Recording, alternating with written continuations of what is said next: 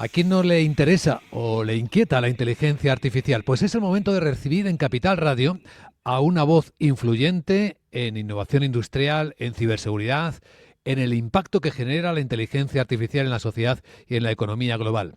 Es una mujer que, entre otras actividades, investiga a fondo la inteligencia artificial. Es una emprendedora tecnológica, es asesora del Gobierno de España en la elaboración del Plan Nacional de Inteligencia Artificial, que supuso, por cierto, un adelanto dentro de la normativa europea y ha sido clave en políticas de la inteligencia artificial en Naciones Unidas, en la UNESCO, en el G7, en la OCDE, donde preside un grupo de expertos en inteligencia artificial responsable. Por cierto, con reconocimientos de algunas de las publicaciones más prestigiosas del mundo, como la revista Fortune, Time o The Economist.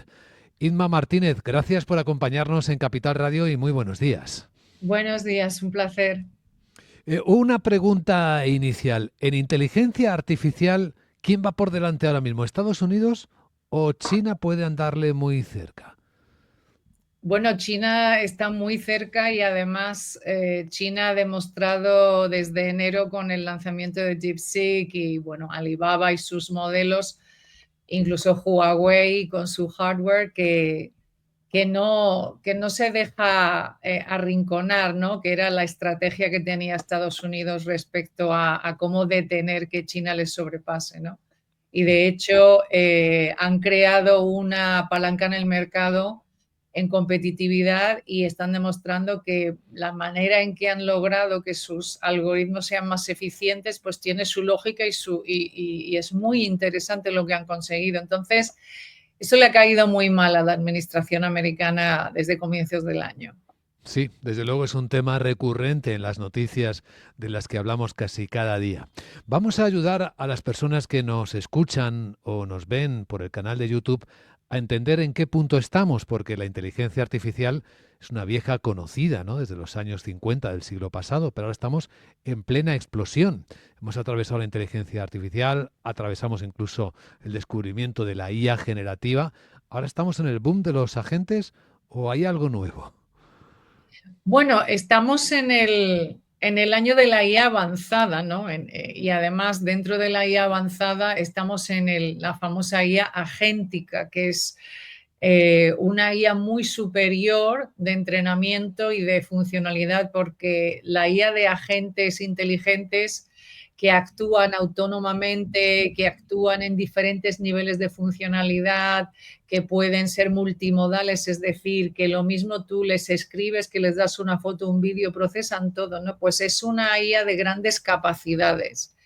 Y es un tipo de IA que está creando ilusión de cómo vamos a verla funcionar, pero también dudas sobre su ética, la manera en que se va a adherir a reglas, porque es una IA inmensamente creativa y entonces la manera en que ella funciona es conseguir su objetivo. Tú le das objetivo, no le dices cómo hacer las cosas, ella se Sí, busca la vida. Entonces, ese ya. nivel de autonomía es en donde tenemos el grado de no confort, ¿no? Claro, nosotros podríamos marcarle reglas a la inteligencia artificial para que opere, pero nosotros estamos tan interesados como la propia IA precisamente en los objetivos, ¿no? En que alcance los objetivos. Exacto. Y también desde el punto de vista de investigación, estamos delante de un sistema cognitivo que nos sorprende su creatividad y entonces, y además su gran capacidad de ver cosas en multidimensiones. Es decir, los seres humanos vemos en 3 dimensiones, pero en 4 y en 5 ya no. Y entonces, pues queremos verla funcionar, queremos verla alcanzar ese esplendor de cognición, pero al mismo tiempo, cuando erra, cuando alucina, cuando se mete en berenjenales, digamos, entonces es cuando nos preocupa de Dios, esto tiene tal impulso hacia adelante, ese deseo de conseguir el objetivo, que vamos a tener que pedalear hacia atrás, ¿no? Y ahí es donde nos encontramos. ¿En qué la vamos a usar que nos dé garantías y que sea una guía de confianza? Y en dónde todavía la vamos a tener dentro del laboratorio haciendo pruebas. Y tenemos capacidad, Inma, de elaborar un contrapoder a la IA con otra IA, por ejemplo, igual que hacemos en democracia, que sabemos que nos gusta confiar en alguien para ver hasta dónde es capaz, ¿no?, de desarrollar las cosas, pero claro, guardándonos algún contrapoder por si se nos desmanda. ¿Eso es posible tecnológicamente hablando? Bueno, eso es lo que ciertos grandes líderes en IA como Demis Hassabis, el CEO de Google DeepMind, o Joshua Bengio, el CEO de Mitra en Canadá, uno de los padres de los modelos regresivos, están diciendo que hay que crear una IA que la podemos desenchufar. Ese es el término que se usa, que la podamos desenchufar.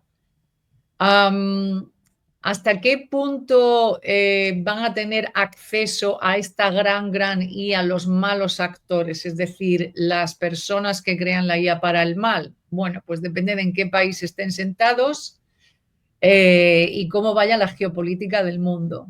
Desde luego, de momento, los ataques de ciberseguridad siguen siendo bajo modelos tradicionales, los típicos de DOS, etcétera, pero lo que hay que coincidir en la colaboración internacional es en que todos coincidamos que la manera en que se va a comercializar sea de confianza y se adhiera a certificaciones industriales y sobre todo pues que tenga una ética en el sentido que esté centrada en el humano. Ahí es donde el mundo ha crujido desde febrero, cuando Reino Unido y Estados Unidos se han negado a firmar esa carta en París, y entonces hay un vacío de liderazgo hacia esa IA del bien. Claro, y no podemos inventarnos o sacarnos de la manga una policía de la IA, ¿no? O algo parecido. No, aunque Europa con su regulación quiere ponerse esa medalla policial, pues estamos viendo de que esto no va de policía. O sea, realmente tenemos que coincidir en cómo la queremos desarrollar y para qué fines y de qué manera, e incluso hay ciertos aspectos de la gran IA hacia la gran IA de inteligencia general, la famosa AGI, por sus siglas en inglés, en donde se está cuestionando, pero realmente queremos un superente que pueda hasta dominarnos. O sea, ¿qué estamos haciendo? ¿No? Y eso es uno de los temas candentes, sobre todo este verano, que OpenAI ha dicho que va a empezar a sacar su pequeño AGI y testar su capacidad, ¿no? Lo imparable de OpenAI es que no le pide permiso a nadie y se lanza, y lo que hay que tener es un poco de acuerdo con ellos de vamos a coincidir cuándo es la mejor manera de lanzar este tipo de IA, ¿no? Eso es lo que le hace falta al mercado, es decir, poner barreras y no dejar que este lema de Silicon Valley de rompe todo y luego pide disculpas, pues como ya se ha dicho en los círculos donde me muevo, ¿no? La IA hay que tenerle un respeto y hay que tener una humildad enorme porque es muy potenciadora, ¿no? Sí, pero bueno, la historia de la humanidad nos enseña que nuestro método científico ha sido siempre igual. Es decir, los científicos trabajan, descubren y luego miran los efectos de lo que han descubierto. Ya es visible la singularidad, ese momento en el que la IA general de la que habla Sigma va a estar muy por No, encima de los seres humanos. no, ¿No? no, todavía no, todavía no. Estamos barajando si la vamos a ver en 10 años. Antes se hablaba de 40, ya no. Si la vamos a ver, un tipo de es decir, singularidad es un poco una saga de Star Wars, ¿no? No me gusta esa palabra, ¿no? Lo que sí hemos visto en IA de gran inteligencia es una enorme creatividad, una enorme capacidad de multidimensionar. Y eso es lo interesante. Lo que tenemos que hacer, y lo hemos hecho en nuclear, lo hemos hecho en clonar, por ejemplo, todos los países, los 193 de los grandes países del mundo, coincidimos y acordamos que no íbamos a clonar humanos. Es decir, lo hemos conseguido en otros grandes avances de la ciencia. Y es que usemos la guía para realmente resolver los grandes retos de la humanidad, pues en biología, en nuevos materiales, es decir, en algo que realmente revierta un bien para la humanidad. Y lo que hay que acotar, pues, es esta manera de funcionar de ciertas empresas de Silicon Valley que no tienen dos dedos de frente, yo diría, ¿no? En hacer lo que hacen. Sí, da la impresión de que hay empresarios adolescentes, ¿no? Que van probando los límites de lo que van haciendo avanzar. Y hablando de los avances, claro, esta cercanía de 10 años, que es que están a la vuelta de la esquina, 10 años es muy poco tiempo, forma parte de la vida de cualquier persona, ¿no? Esta velocidad que se va alcanzando depende también de la capacidad de alimento que podamos darle al propio desarrollo de la IA, que si no nos equivocamos, son chips de mayor capacidad cada vez, son los propios centros de datos, construirlos allí donde pueda ser posible y su energía, el alimento, ¿no? Con esos cálculos que ahora estamos viendo, que se hacen que hasta un tercio de la energía que va a consumir el planeta se lo van a comer literalmente los centros de datos, los centros de proceso de la IA. A ver, no tanto. Es decir, el gran vuelco del mercado que hemos visto en enero con los modelos chinos, no solo de DeepSeek, sino de Alibaba, es que uno puede crear operabilidad con una IA que no viene de un modelo fundacional gigantesco, que es el que necesitan los superchips de NVIDIA. No, no. Hay modelos fundacionales más pequeños que además no solo DeepSeek los está optimizando, sino también empresas, pues compañías de IA en Francia, el mismo IBM con su modelo de Granito 3.0. ¿Y ahora qué ocurre? Esto ha desbancado todas lo que habíamos asumido, ¿no? Que el mercado iba a ser para Anthropic y para OpenAI, para todos estos gigantes. No, no, no. La fibra industrial de los países, 90% es pymes. Y los modelos pequeños que necesitan menos potencia de computación, es decir, usan semiconductores menos potentes, les resuelven sus problemas. Y esto es la oportunidad. Yo siempre, como estamos en un programa de economía, yo digo, una gran oportunidad va a ser invertir en empresas semiconductoras, sobre todo las europeas, porque con chips de baja generación, pero un modelo algorítmico optimizado con un paradigma nuevo, que es lo que ha presentado DeepSeek, se puede conseguir lo mismo o muy parecido que lo que te está vendiendo OpenAI basado en un supermodelo que necesita la gran computación, ¿no? Esta es la oportunidad. Claro, en términos comerciales eso se entiende perfectamente, Inma, pero hay que quizás elevar la mirada porque la IA, hablando de estos agentes y de cómo se democratizan o se popularizan en el uso de las pymes, ha dejado de ser una ventaja competitiva, ¿no? Incluso ha llegado a ser un elemento de desigualdad, ¿no? En términos de competencia. Bueno, no, ahí difiero. Es decir, ¿Sí? ¿para qué va una empresa a meter IA en sus operaciones, no?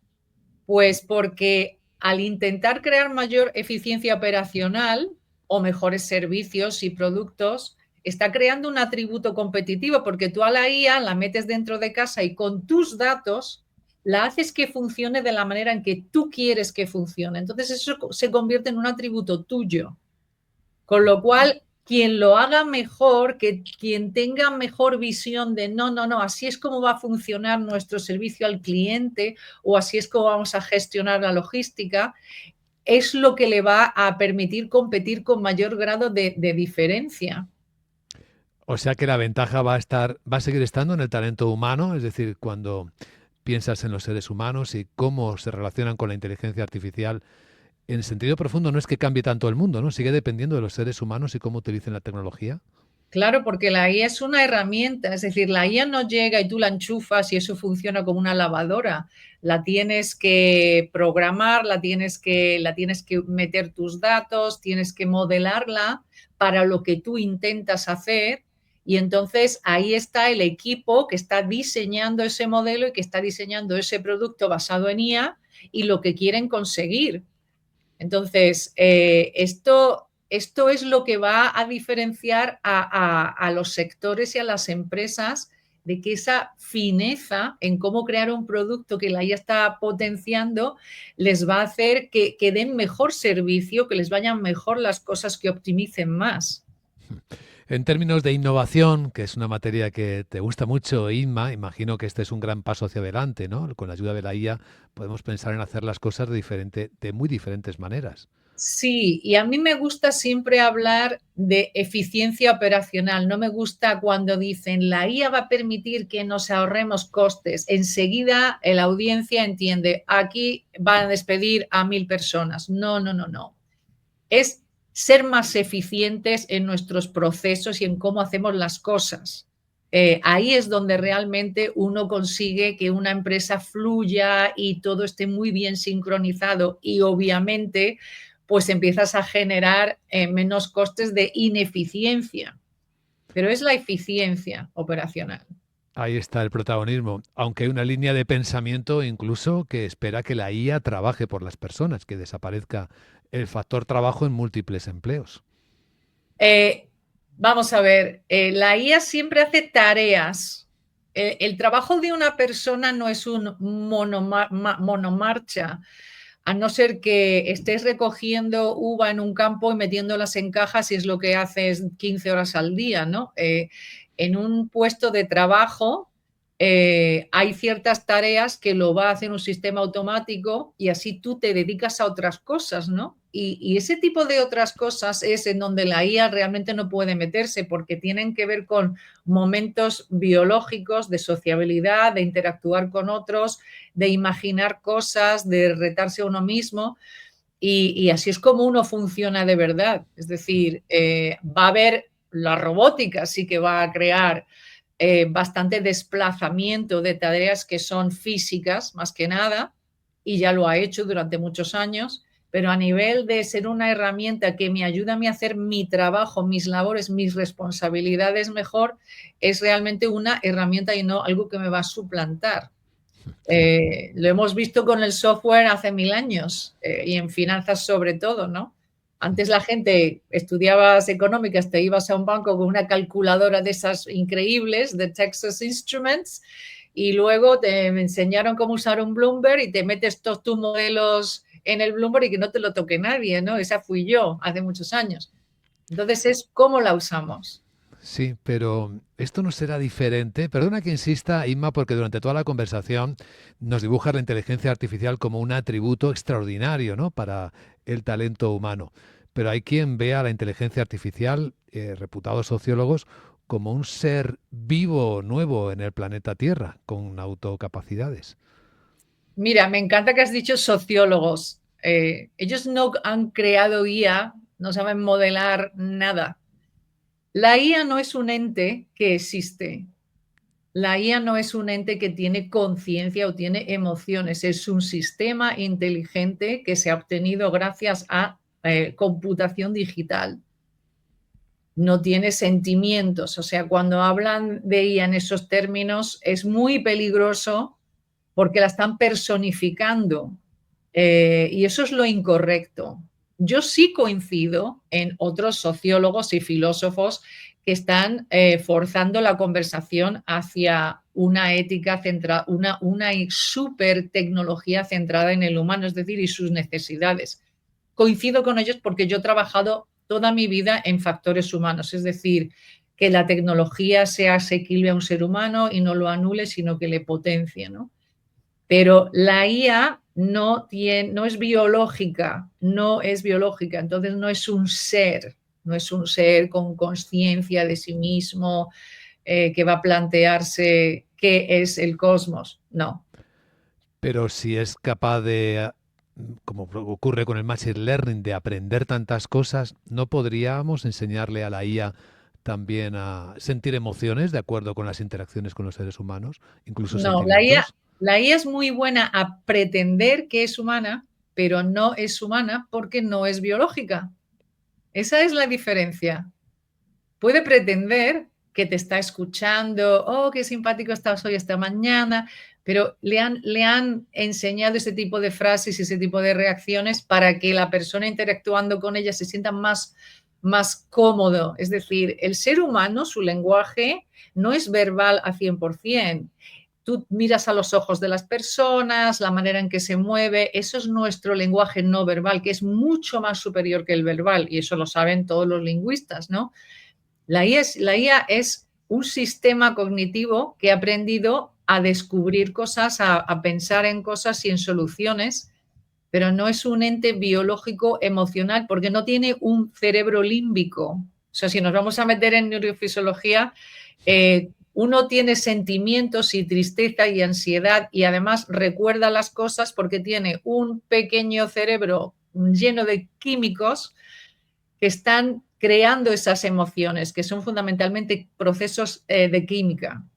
La neocorteza es la gran pensante, la que sí se parece a una máquina. Esto es así porque es así. Si meto la mano en el fuego me quemo. Bien, lo aprendes por empírico, ¿no? Pero un ente digital de silicón no es un ente biológico y no tiene esa química que es la que genera las emociones. Apasionante esta conversación con Inma Martínez, ahí en la vanguardia de la investigación sobre la inteligencia artificial. Inma, un placer escucharte, un gran aprendizaje. Gracias por compartir tu experiencia hoy en Capital Radio. Gracias por invitarme. Un saludo cordial.